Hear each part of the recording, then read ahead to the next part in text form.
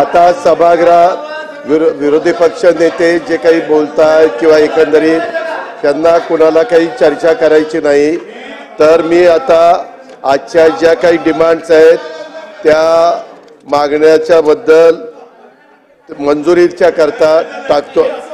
तर मग काय किती वेळ असं नाही चालणार, अजिबात नाही। अध्यक्ष महोदय, माननीय विरोधी पक्षनेते आपण चालू करावं, चालू कर। हा, हे सांगून होतो चालू करावं विरोधी पक्षनेते आपण चालू करावं। ही पद्धत नाही। विरोधी पक्षनेते आपण चालू करा, विभागाच्या चालू करा। दादागिरी विरोधी पक्षनेते आपण चालू करा। हे चुकीचं होईल।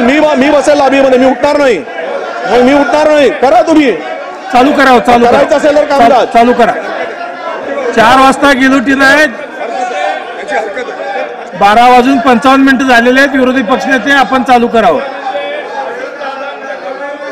जयंत पाटील साहेब। अध्यक्ष महोदय, सन्माननीय उपमुख्यमंत्री अजित पवार यांनी खरं म्हणजे अध्यक्ष महोदय आले।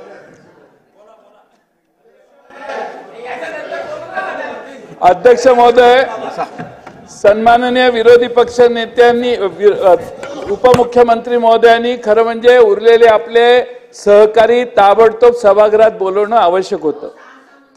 ऐका जरा, त्याऐवजी अध्यक्ष महोदय उपमुख्यमंत्री म्हणतात तुम्ही बोलत नसाल तर मी मागण्या मताला टाकतो।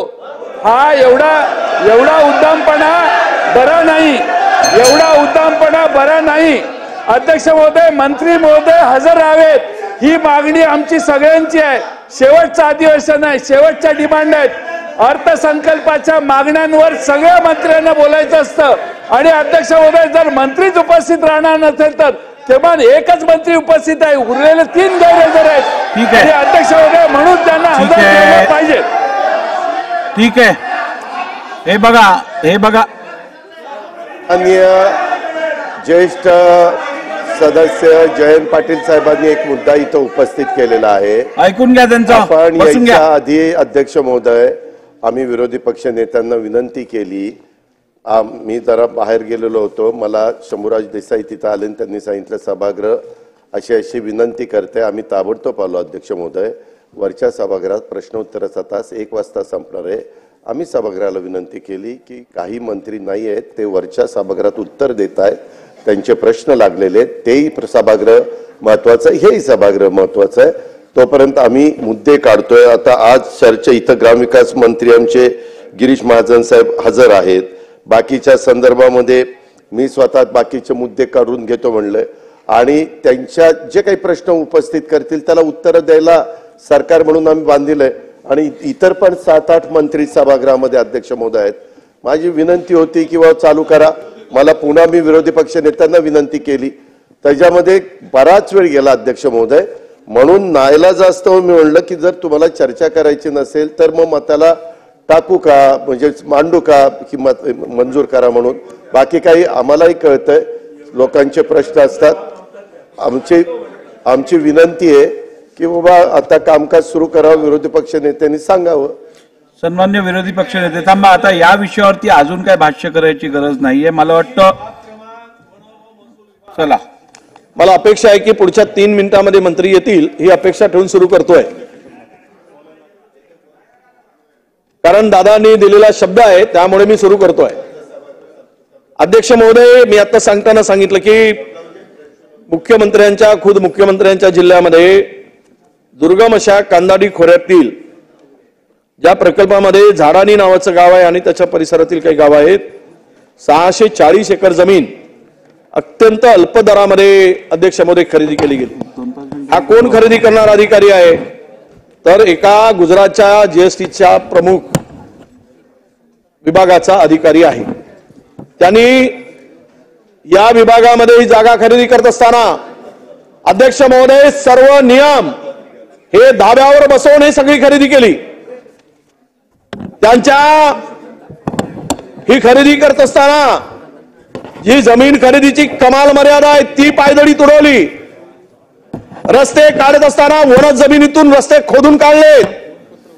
वन जमिनीचे सर्व अधिकारी त्यामध्ये संगनमत करून आहेत. अध्यक्ष महोदय, खोदकाम करताना महसूल विभागाची कुठलीही परवानगी घेतली नाही. महसूलच्या जागेतून रस्ते काढलेत.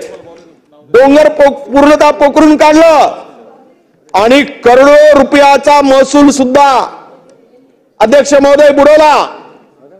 एवढी मस्ती, एवढी दादागिरी राजरोसपणे त्या सगळ्या ठिकाणी साताऱ्यामध्ये अध्यक्ष महोदय सुरू आहे की ज्या ठिकाणी वन जमीन वन कायद्याचं उल्लंघन झालं, वन जमिनीतून रस्ते काढताना गरीब माणसा गावातील एक रस्ता काढायचा असेल तर अध्यक्ष महोदय वन विभागवाले फिरवत असतात. पण इथे 640 एकर मध्ये जाणारे रस्ते आणि त्या भागामध्ये हे जे जाळणी बरोबर उचाट दोडणी या गावातील सर्व लोकांनी त्यांनी तक्रारी केल्या. त्या बिचाऱ्यांची तक्रार कोणीच ऐकत नाही. रायटिंग मध्ये लेखी स्वरूपात केलेत. शासकीय जमीन जे महसूल विभागाची आहे ती सुद्धा यांनी बाजूची ताब्यात घेतली जमीन क्लिअर करताना. आणि त्याबरोबरच अध्यक्ष महोदय अवैध बांधकाम सुरू केलं, खाणकाम केलंय, जंगलतोड केली, पर्यावरणाचा धोका निर्माण झाला. आणि विशेष म्हणजे हे पर्यावरणीय दृष्ट्या अत्यंत संवेदनशील हा परिसर आहे. वन्य प्राणी आहेत, वन्यजीवाची पर्वा नाही, वन कायद्याची पर्वा नाही, महसूल अधिनियमाची पर्वा नाही. इतकी दादा एवढं कसं काय होऊ शकतं? आणि म्हणून ही आम्ही ज्यावेळेस चौकपत्र पाठवलं त्यावेळेस त्यांनी आम्हाला उत्तर दिलं. काय उत्तर दिलं? आम्ही संबंधितांना नोटीस पाठवलाय महसूल विभागाने. म्हणजे नोटीस पाठवली आणि थातूर मातूर चौकशी करायचं काम झालं. फक्त नोटीस पाठवली.